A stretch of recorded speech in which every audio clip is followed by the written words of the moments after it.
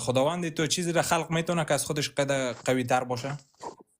خداوند متعال قادر بر همه چیزی که او ذاتاً ممکن باشه. خب ذاتاً ممکن، یک چیزی که ذاتاً ممکن نیست با او قدرت تعلق نمیگیره. نه اینکه خدا قدرتش را نداره، خدا قدرت داره بر همه چیز، اما خداوند متعال قدرت ندارد به ناچیز. اون چیزی که در ذات خودش تضاد هست و تناقض هست، اون چیزی که اصلا خودش میگه من نمیتوانم موجود باشم، خودش میگه من نمیتوانم موجود باشم، یک چیزی که از خدا بزرگتره، او یعنی نمیتواند باشد. قدرت او خودش یعنی نمیتواند باشد، یعنی ناچیزه، چیز نیست، ناچیزه. لذا او اصلا قدرت به او تعلق نمیگیرد. خداوند متعال قدرت بر همه چیز دارد.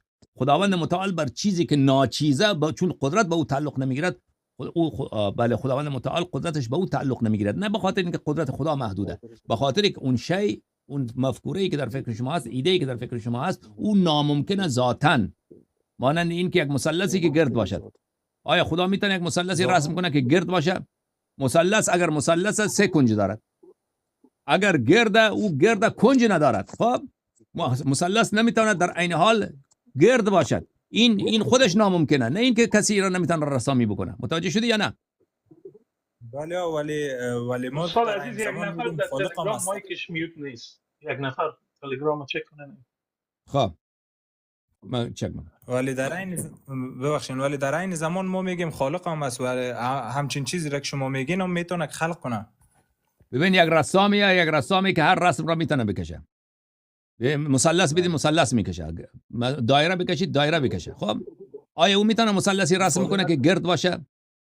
بله او هم مثلث هم میتونه خاموش باشه دیگه.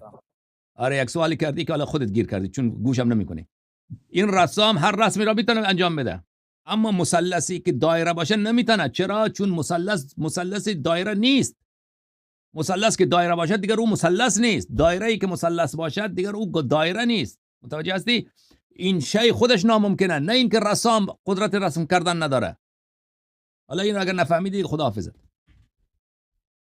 بعد خداوند متعال قدرت بر همه چیز دارد، اما اون شی اگر خودش ناممکن است که وجود داشته باشه دیگر او خودش ناممکنه. خدا برای خودش شریک بیافرینه.